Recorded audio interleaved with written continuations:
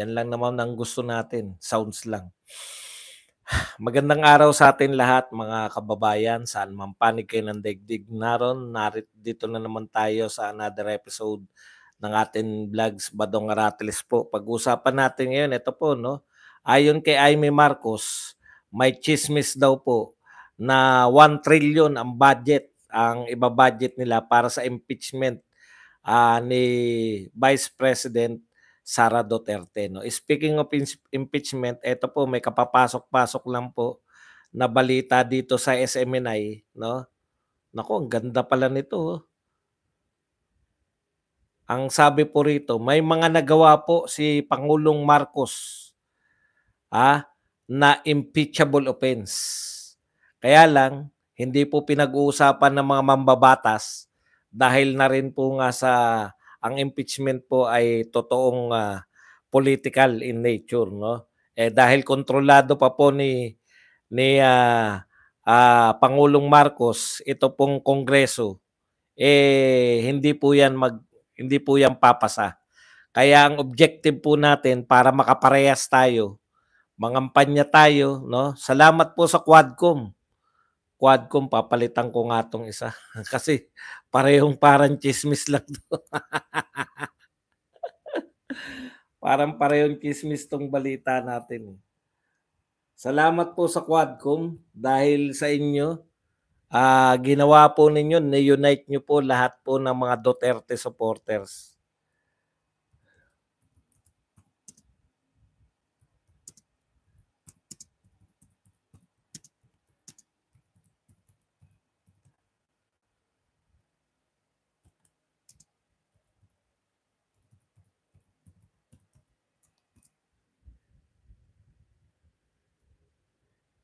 Yan po mga pag-uusapan natin, pero bago yan, tsaka yung anong pa pala, yung mga gusto pong paimbestigahan ni Martin.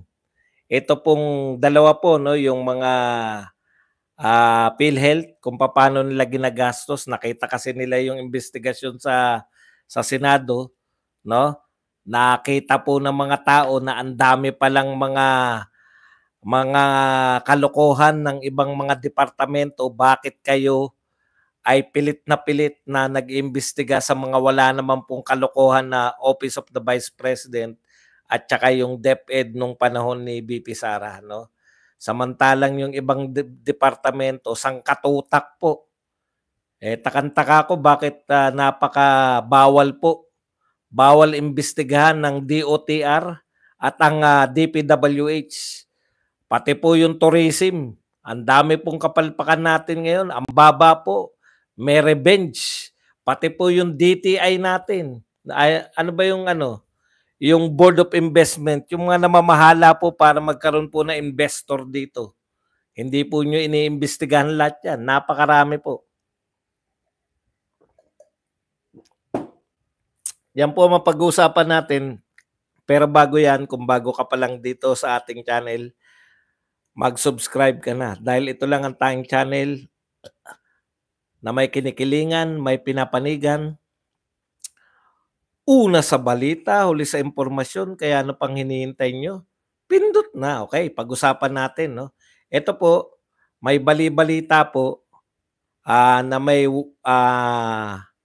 ayon to kay Aimee, wala akong ideya rito. Napanood ko lang po si Aimee Marcos na nagsabi na may balita siya, 1 trillion daw ang budget, no? Nire-raise na fund para po sa impeachment laban kay BP Sara. Ito po, real talk po tayo. Senador po ng Pilipinas yung nagsasalita nito. Kahit ba sinasabi niya na marites lang. Bakit mo in-announce? No? Bakit mo sinabi na mayroong marites? Sabi niya, kinabahan daw siya. Lalo po kaming kinakabahan. 1 trillion yan. No? Mahirap-hirap pong tibagin yan. No? Talagang mag-all out po yung media, mag-all out po lahat ng mga trolls, mag-all out po lahat. Bugbog po kami sa kasasagot. Pero definitely hindi namin susukuan yan. Yung 1 trillion na budget na yan. Ang problema, okay lang kaya namin yung mga bugok na media, pati mga bugok na mga trolls. Ang mahirap pong kayanin kung yung 1 trillion na yan na si Aimee mismo ang nagsabi o nagmarites, mahirap pong talunin kung yan gagamitin mismo directly sa alam nyo na, sa bayaran sa mga judge. Tatay yung judge. Talo tayo dyan. Kung propaganda at propaganda lang, hindi natin hindi natin aatrasan yan. Yung mga media na yan at saka yung mga trolls, pati lahat ng mga kalaban natin ng mga vlogger, kaya natin yan kahit walang nagpopondo sa atin. Ang problema po, kung yan ay gagamitin na pambayad mismo. Meron na rin pong bali-balita noon, di ba? Yung panahon ni Corona. Hindi ko alam, parang senador din yata. Nakalimutan ko na dahil matagal na. Tsaka hindi pa po ako vlogger noon. Mahilig pa lang tayong makinig ng mga balita. Kaya hindi ko masyadong pinagre-research yan dahil alam ko yung balita, ipoprocess ko lang sa utak ko, nagkabayaran pala. Pero pag vlogger po kasi, kinakailangan mag-research tayo. Di ba? Meron na po napabalita niyan yung kay Corona na nagkabayaran po. Balita lang yun. Yun ang maliwanag na marites kasi wala ko. Ngayon po, hindi po ito po pwede. In-announce to ni Aimee. Hindi naman sa akin to. Siguro naman, napanood nyo na yung announcement niyan yung announcement niya ni ano. Kaya kapit lang po tayo, no? Talagang sinusubok po yung mga Duterte ngayon na sabay, no? Pinasasampahan na po si Tatay Digong ng crime against humanity. Sila pulong naman po iimbestigahan ng Quadcom o kung anong committee man yung mag-iimbestiga. Thank you very much muna kay Salvador. Ano ang apelyido ni Salvador? Salvador Rodriguez ba? Hindi kasi kompleto rito eh. Salvador Rodriguez. Boss Badong, nahuli na po namin ang naggupit sa'yo. Johanna de Binagracia, thank you very much po sa 999. At saka kay Salvador Rodriguez. De Binagracia, Johanna de Binagracia, maraming salamat po. Okay. 1 trillion, grabe pong budget yan, no? Hindi po biro yan. Ilan lang yung senador. Siyempre, hindi nila babayaran kung sakasakali. No? Kaya bugbugan po to. Kapit lang po tayo mga kapatid. Talagang mahirap po ang laban. Kasi tinik talaga sa dibdib nila si BP Sara. RML, SBL, thank you very much sa 10, Katarial. Number 1 sa survey, no? Number 1 sa trust rating, number 1 sa approval rating, despite na binugbog nila ng mga piatos-piatos, despite ng siniraan nila, despite na nagwala na si BP Sara. Alam niyo pagwawala ni BP Sara, naunawaan ng mga Duterte supporter yan. Ibig sabihin, kaya talaga ng Duterte supporter, no? Kaya talaga natin na ipanalo si BP Sara kasi tama naman yun na may epekto. Pero yung epekto na yan, kaya po. Kasi nasosolidify ni BP Sara eh. Lalo tayo nagiging solid sa mga Duterte. Ang problema po diyan, no, yung alternative mo sa Duterte. Bagamat siraan nyo man na siraan ng mga Duterte, sinong gusto nyong maging presidente instead of Sara Duterte? Si Martin? Definitely ayaw na. Grabe na yan, no? Pag yan si Martin, ayawan na talaga. Si Lenny, wala na po yan. Binauna po kayo, Lenny. Wala na yan. Huwag nyo nang problemahin yan. Hindi na natin pinoproblema yan si Lenny. No? Okay. Ano yung gusto natin ritong iparating sa 1 trillion na to? Kinakailangan talaga nating paghandaan to, no? Kasi nakita na po natin yung leadership ng Senate hanggang boto lang eh. Grabe po, bumanat si Chis Escudero, no? Naniniwala tayo na wala silang control sa budget. Si Chis Escudero at si Grace po wala. Pero hinagisan po ng boto ng AKAP. Pucha, sila na po yung tagapagtanggol. Pati nga po yung pagtatanggal, no? Hindi na nila inalintana na dating senador. Ilang buwan pa lang ang nakakalipas, senador po yan si Angara. Imbis na buhusan nila ng pondo dahil kapwa nila senador, si Chis Escudero pa po ang nagtatanggol kung bakit dapat kaltasan ang DepEd ng budget. Grabe, no? Ganun po katuta to. Si Waiter Escudero. At grabe po ang pinagtututaan, ang dami. Waiter na ni Lisa Marcos. Tuta pa ni Martin Romualdez. Ang lupit mo, boy, wala kang ligtas. Biruin mo sabihin, ang masakit dito, kaya di ka namin din tatantanan.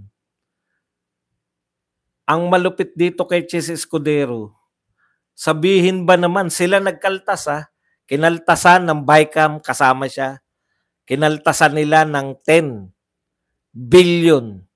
12 billion yung kinaltas nila pero yung 10 billion dun sa DepEd, computerization. Akalain mong isisi pa rin kay BP Sara, kayo nagkaltas, walang kinalaman si BP Sara ngayon sa DepEd ngayon, budget yan sa DepEd 2025. Bakit naging kasalanan ni BP Sara yan? Kaltasan nyo na lang. Aminin nyo, kinaltasan namin. Nanunutil kayo, nagkaltas kayo ng budget, ayaw nyong bilhan ng computer yung mga estudyante. Yun po yung kahulugan nun. Ayaw naming bigyan ng computer yung mga estudyante. Pero isisisi namin to kay BP Sara. Anong tingin nyo sa mga Pilipino? Ganun kabobo? Anong kinalaman ni BP Sara sa pagkakaltas nyo? At ilalagay namin yan sa mga ayuda. Itong keso na to, waiter ka na, tuta ka pa. Ikaw ang pinakawalang kwentang ikaw ang pinakawalang kwentang Senate President. May narinig po ba kayo na ibang politiko na pinagtanggol yung pagkakaltas ng DepEd? Wala, siya lang. At ang pagtatanggol mo, hindi pa pagtatanggol. Bakit karapat dapat wag magkaroon ng computer yung mga estudyante natin? Ang pagtatanggol niya, kasalanan kasi ni BP Sara to. Putya, lahat ng aksyon nyo, kasalanan ni BP Sara. Ang ibig sabihin po, mali, kayo mismo umaamin na mali yung ginagawa nyong pagkakaltas. Pero dahil ayaw nyong aminin, sisisihin nyo na lang si BP Sara. Tindi mo, boy.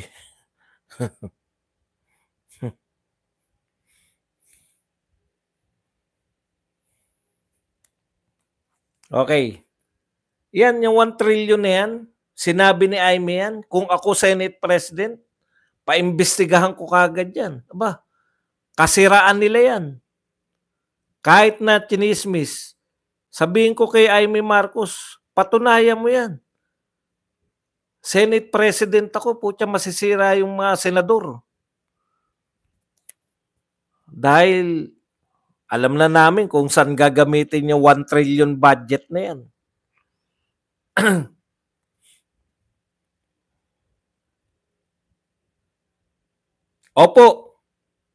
Opo, qualified po ako. Sabi ni Perlatan, you are qualified to judge sa personas tuta. Opo, qualified po ako. Hindi po ako nahihiya. Proud po ako na sinasabihan ko siya na waiter at tuta. Ano tawag nyo dyan?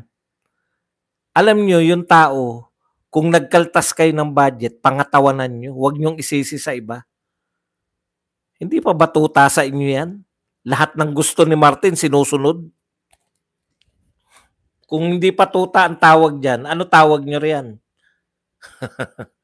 Opo, proud po ako. Qualified ba ako magsabing tuta? Opo.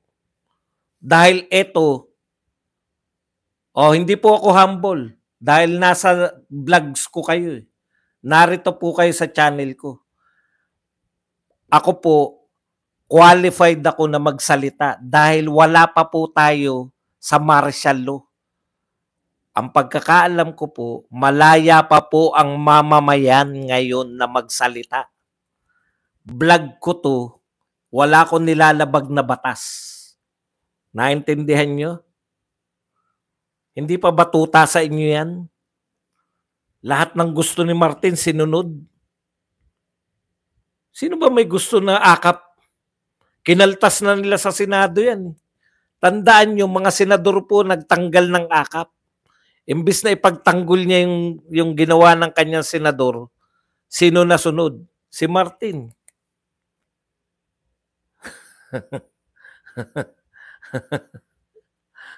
May nalalaman ka pang qualified. Lahat po kayo qualified. Ikaw nga qualified ka rin kontrahin ako eh. Di ba? Sa sarili kong channel, ang lakas ng loob mong kontrahin ako. Pinigilan ba kita? Hindi kita pinipigilan. Dahil gusto ko po na makita mo na pwede dito malaya tayo sa Pilipinas. Huwag ka lang mambabastos kasi tatanggalin kita. Pero yung sinasabi mo na, natural opinion ko po yan. Sinabi ko ba na you must know how to distinguish facts and opinion. Pag sinabi ko pong ang sweldo ni Chis Escudero ay ganito, facts po yun. Pero pag sinabi kong tuta siya dahil sa ganun, opinion po yun. Kau naman pala. Hindi na po pinagtatalunan yan. Natural. Ako po ay isang komentarista. Nasa programa kita. Opinion ko po lahat to.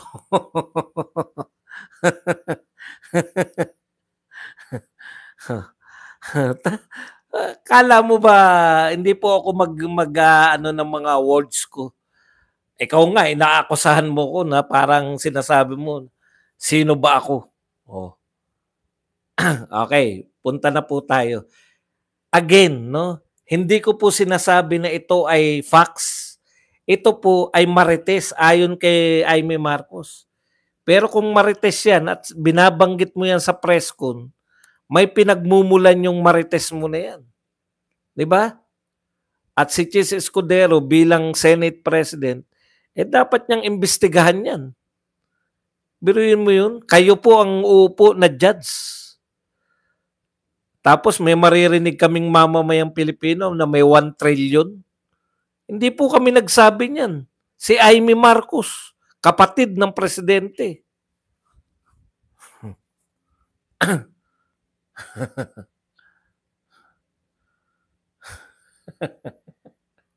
Okay. Huwag niyo na pong problemahan yung pangkape. Bibi. Ito po, ang sinabi po nitong BBM may nagawang impeachable offense. May init-init na balita po to. Ayon to kay Professor Mario Ferdinand Passion. No? Dahil halos araw-araw daw po ay pinag-uusapan natin impeachment kay BP Sara. Si BBM din daw po ay mayroong nagawang mga impeachable offense. Kaya lang ang sabi niya, hindi po ito magpo-prosper ngayon. Kaya nga po, mga kapatid, pagpapatunay po to na yung impeachment, hindi po yan yung katamaan o kamalian ng ginawa mo. Kung hindi, gaano karami yung kaalyado mo sa Senado at sa Kongreso mismo. Sa House of Representative at saka sa Senado. 'Di ba? Tignan niyo si Gloria. Taon-taon may impeachment yun. Hindi pumapasa sa House pa lang. Hindi pumapasa sa House of Representative. Mga kaalyado niya yung tao ron. Kaya po ito, may tendency po ba na balang araw ma-impeach yan si ano. Kaya nga sabi ni Aimee, Aimee pa rin. Huwag niyo namang ipahamak ang aking kapatid. Pinapipirma niyo, alam niyo namang may labag sa batas. Ito po hindi chismis. Hindi niya sinabing marites. Sinabi niya talaga to. Huwag niyo namang ipahamak ang aking kapatid. Pinapipirma niyo sa budget, alam niyo namang yung budget na yan may nilalabag sa batas at labag sa konstitusyon. O, sa mga hindi pa po nakakaalam, putyan, tindi po niyan. Yung zero budget, siniro budget niyo yung ano, yung PhilHealth. Speaking of PhilHealth, alam niyo PhilHealth, kayo napakahirap niyong ipagtanggol, no? Gustong-gusto namin na hindi yung pamunuan hindi yung PhilHealth mismo Gustong-gusto namin na magkaroon kayo ng budget sa national. Pero kayo parang okay lang eh. Hindi nyo ba napuna? Parang okay lang. Eto malupit. Sabi ni BBM mismo. Ano yung sinabi ni BBM sa bakit daw hindi? Tignan nyo to Bakit hindi nila bibigyan ng budget yung PhilHealth? The reason why we do not want to subsidize PhilHealth is because the subsidy will just sit in its bank account and won't be used.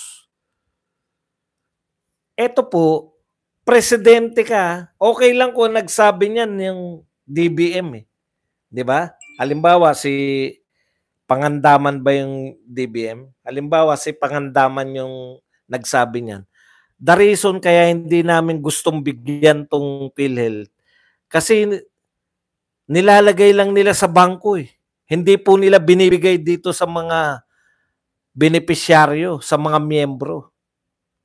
Okay lang po yun. Pero president ka ng Pilipinas Inaalaw mo yung PhilHealth na hindi gamitin?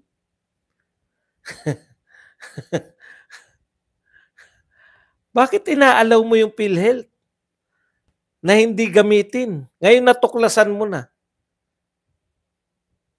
Bakit hindi mo utusan? Mr. President, under nyo po yung PhilHealth. Hindi po yan separate na constitutional commission na hindi nyo pwedeng diktahan. Directly under nyo yung PhilHealth through DOH. Pwede nyo sabihin, gastusin. DOH, utusan mo yung PhilHealth. Ayan po yung pagpapakita ng sinasabi namin na ano kayo bilang presidente? O ikalawa, bakit nariyan pa yung PhilHealth head? Ang dami na pong issues. Pinoproblema nyo pala na hindi nila kayang gastusin yung pera nila para sa mga miyembro. Bakit hindi nyo pa rin tinatanggal yung pinuno ng PhilHealth? Naknang tinapay Ano yan? Magsasaper lang tayo ng magsasaper?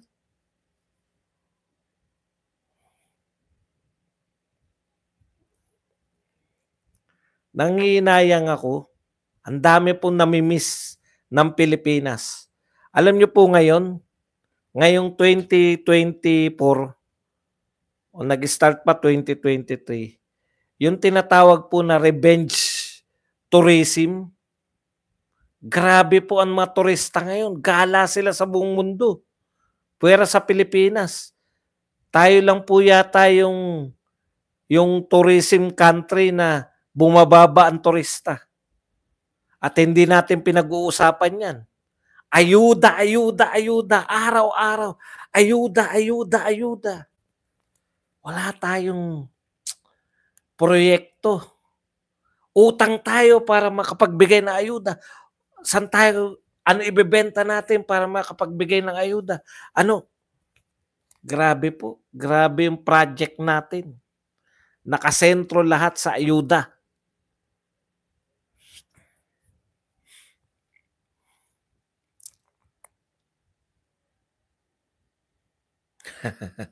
Hindi po ako palamura Pasensya na kayo, perlatan ha. Baka iba po yung sinasabi niyong vlogger. Hindi ko po minumura si BBM. Out of ano po kayo. Pasensya na po kayo, Aling Perla.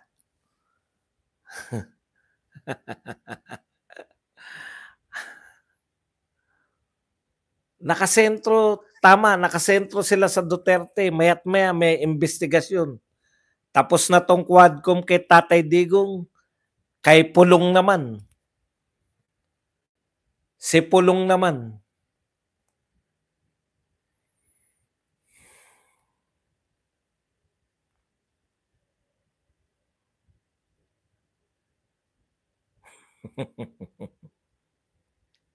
Tang inumin niyo po, Aling Perla. Huwag na po kayong magalit dito. Okay na yan, huwag niyo nang patulan kasi sumisikat na siya.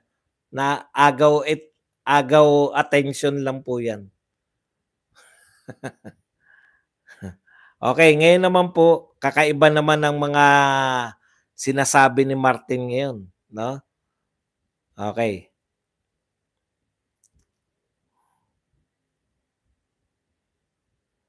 Eto dito tayo na Mr. President. Panayang ano nyo ngayon, panayang dakdak nyo sa media, no? Alam namin yan dahil alam ninyo na nag-react kan lahat zero budget, bawas sa education. Talagang kahit yung mga kakamping yung Dilawan, kakamping, at saka yung mga Makabayan Black, talagang nag-react po sa uri ng budget na to, no? Kitang-kita po na hindi nyo kayang kontrolin yung pinsan ninyo. Kitang-kita po na totoo yung sinabi ni BP Sara na kontrolado ng pinsan nyo yung budget ng Pilipinas. Tapos ngayon, dahil naipasa na po, wala kayong control eh. Hinahayaan nyo lang yung pinsan, diba? Ibibito nyo lang. Pero the damage has been done. Ang pagdating po kasi sa presidente niyan, veto na lang yan eh. Hindi po pwedeng sabihin ng presidente na magdagdag kayo ng budget ng education. Wala po siyang power na yon. Ang meron lang pong power ang presidente, veto powers, no? Yan po 'yun eh. Hindi po sinusunod ng pinsan ninyo yung mga gusto ninyong mangyari. Lahat po yan, budget nyo yan eh. Kinakaltasan ng pinsan nyo yung AFP modernization, hindi lang po education, kaya lang kasi ang sakit sa education eh. Sabi kayo na sabi, kulelat tayo sa education.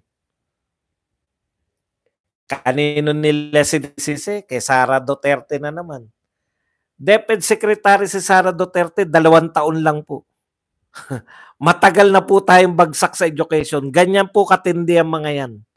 Gusto nilang isisi lahat sa Duterte.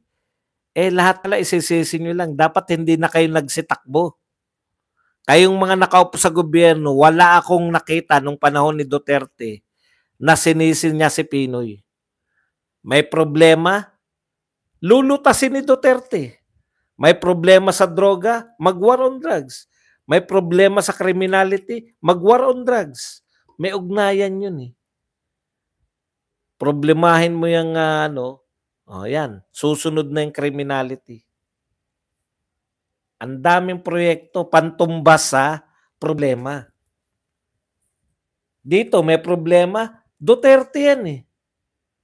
Mayroong na-traffic, natandaan nyo may concert yung Coldplay.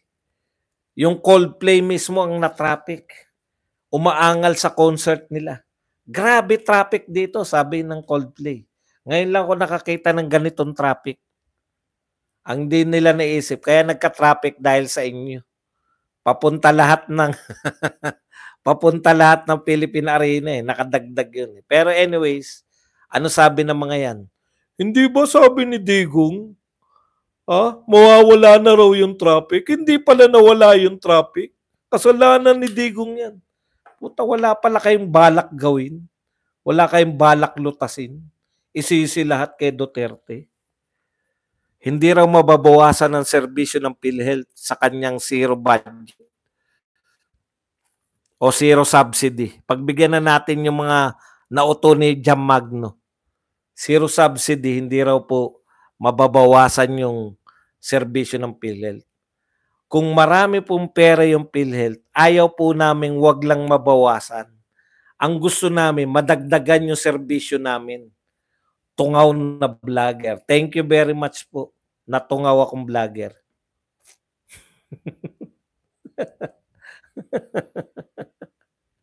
Alam niyo, natutuwa ako pag mga pumapasok yung mga yung mga trolls.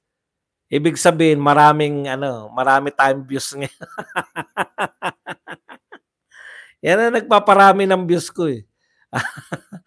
Pag walang pumapasok, 1,100 lang tayo. Pero pag mga may trolls, abot tayo ng 2,000.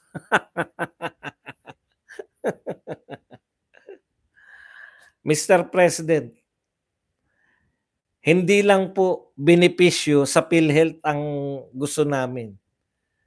Sana po yung modernization ng AFP, hindi nyo pinakaltasan sa pinsan nyo. Sana po yung dinagdag ng Senado na PhilBox at saka Pag-asa, biruin nyo, angal tayo ng angal. Walang kapag-apag-asa ang Pag-asa.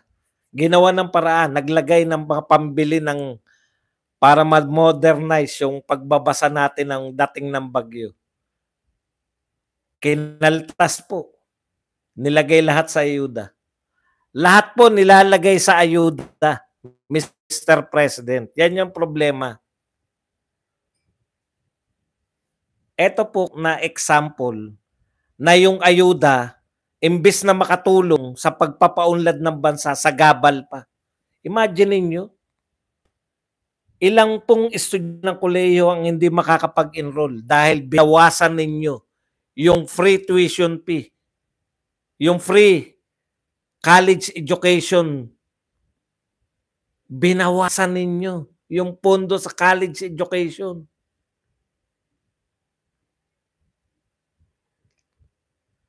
Yung gobyernong ito, imbis na makatulong kayo sa mga namimigay kayo ng ayuda, di ba? Panay kayo ayuda.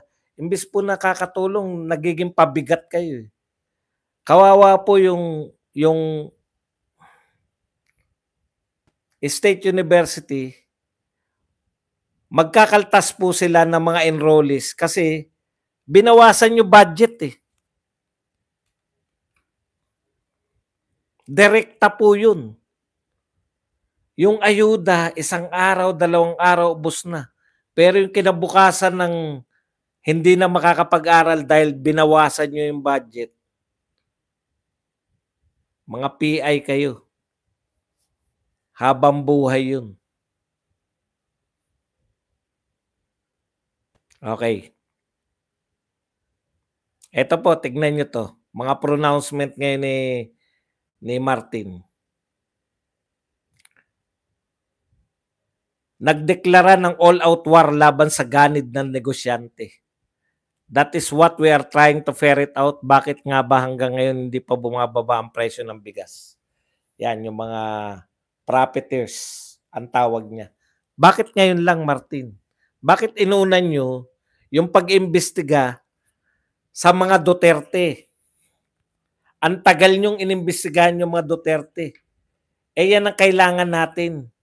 Bakit hindi bumababa yung presyo ng bigas? Inunan nyo pang manira sa mga Duterte. Kung nagtrabaho ka lang sana, kinalimutan nyo na yung mga Duterte. Alam nyo, pinasisikat nyo lang lalo yung mga Duterte. O, isa pa, 2 pronouncement na imbestigahan ngayon ni Martin. Bukod dyan sa gusto niyang imbestigahan, bakit hindi bumababa yung presyo ng bigas. Ito po, imbestigahan niya po yung paggamit ng pondo ng PhilHealth. Bakit ngayon lang? Isabay nyo na rin. Di ba Quadcom mga sabay-sabay, Pogo, EJK, lahat to kay Duterte. Pogo, EJK, droga, etc. Pwede nyo na rin pagsabay-sabayin. Hanapin mo na yung pondo, saan napunta yung pinagbilhan ng ginto, saan na yung Maharlika Fund, nasan yung mga 5,500. Total sabi nyo, DPWH yan, di ba? Total sabi nyo, wala kayong hand dyan, di ba? Hanapin nyo sa DPWH, nasa yung 5,500 na flood control. Kasi meron na naman ngayon. Nasa budget nyo na naman yung flood control project. Diyan ako takantaka sa inyo. Yung computer na kailangan ng bata sa pag-aaral, binawasan nyo yung pondo. Hindi na makakabili ng computer. Pero yung flood control project na hindi nakakatulong sa pagsawata ng baha, tuloy-tuloy ang budget. Napakaswerte naman ng mga nakikinabang. Nakikinabang na mga nalalagyan at nakikinabang na kontraktor. Ang mahirap, kung yung nilalagyan, sila pa rin yung kontraktor. Early 7, strike land. Boss Buds, tuloy lang po ang laban. Tama, tuloy-tuloy lang tayo. Thank you very much sa 10 Australian dollars. Nagpapalakpakan na naman kayo. Iimbestigahan nyo yung PhilHealth. Imbestigahan nyo rin yung ginto. Saan napunta yung budget ng PhilHealth? Saan napunta yung ano pa ba yung ano nila? Maharlika Fund. Asan yung mga resibo ng ayuda? Imbestigahan nyo rin. Lahat po nananawagan. Hindi po obra na confidential fund lang. Ito kasi problema nyo, Congress eh. Ito ang ginawa ninyo. Pinasama ninyo sa tao yung confidential fund. Di ba? Parang ang sama-sama na magkaroon ka ng confidential fund. Ano sabi ni BP Sara?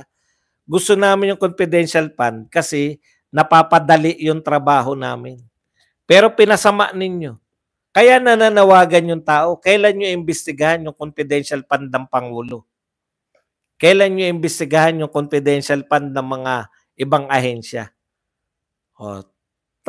Kaya tuloy, tama yung hinala namin lahat na ang investigasyon nyo ng confidential fund, hindi po para matuklasan kung paano ginagastos yung confidential fund. Kung hindi, to persecute, persecute BP Sara Duterte na tanging hadlang. Hadlang yan sa ambisyon. Alam mo na matagal na nasabi ni BP Sara eh. No? Yung because of your ambition, don't be a tambaluslos. Wala pa po nakakaalam niyan na may ambisyon. Sinabi na talagang prophetic. Parang propeta si si BP Sara eh. Nasabi niya na lahat eh. Ngayon, iimbestigahan naman nila sa Pulong.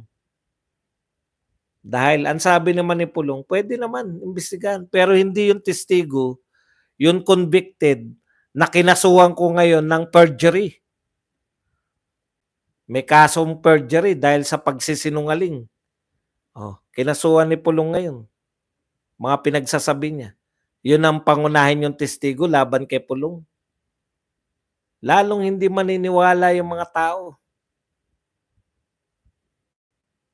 Quadcom. Sabay-sabay, di ba?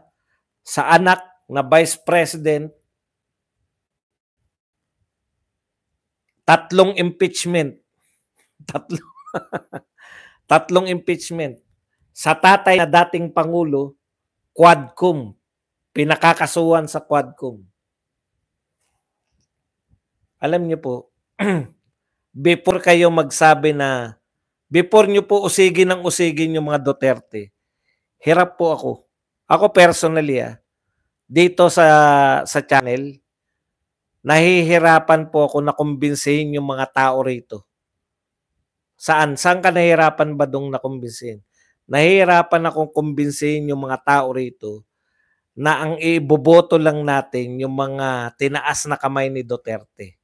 Yung mga PDP laban at saka yung mga in-endorse ni Pangulong Duterte. May mga naririnig pa ako masakit. Wala kang pakialam sa amin ba dong Duterte kami. Pero hindi namin iboboto lahat ng mga Duterte lineup. Dahil, siyempre, mamimili kami ng magagaling. Mamimili. Pero dahil sa ginagawa nyo, impeachment kay BP Sara, tapos gusto ng Quadcom na sampahan ng demanda, na-unite lahat kami.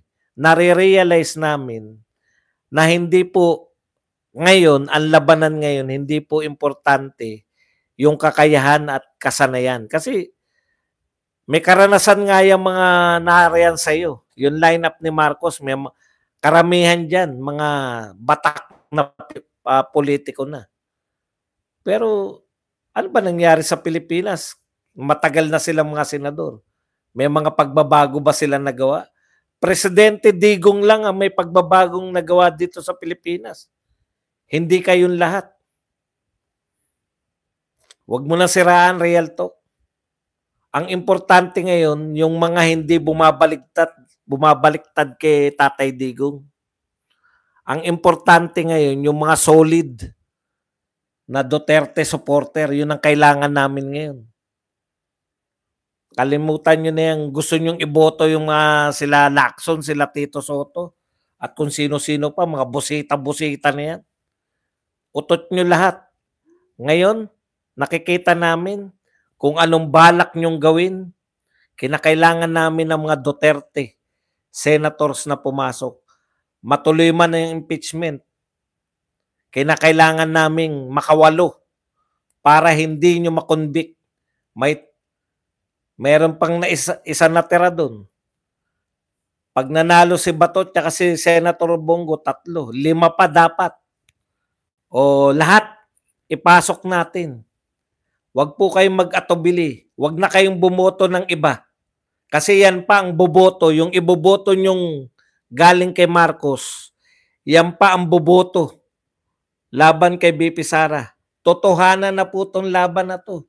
Kung kayo po ay tunay na Duterte supporters, iboto nyo po lahat tong mga Duterte. Kasi magbobotohan po yung impeachment. Huwag nyo sabihin hindi pa totoo yan. 3 na po ang nakasalang. Mamimili lang sila ng pinaka maganda. No? Kaya yung lineup lang po, dahil yung mga yan, tinitiya ko sa inyo, hindi babaliktad yan. Kung may babaliktad man dyan, katulad ni Tol, si Tol talaga, dilawan talaga yan noong araw pa eh. Alam niyo po ang ano ng dilawan? Anong katangian ng dilawan? Baliktarin. Nakita niyo ba si Laila de Lima? Narinig niyo na ba si Laila de Lima na bumati ko sa kasalukuyang gobyerno? Ganun po kabaliktarin niya mga yan. Rizzy Cabresas, thank you very much sa 10 Hong Kong dollars. Yan. Kaya wala lang kay Tol yun. Tol. Tablado ka na, Tol. Wala lang kay Tol yan. Pero etong mga to, si Hinlo, yung 3 nating attorney, Hinlo, Lambino, at saka to si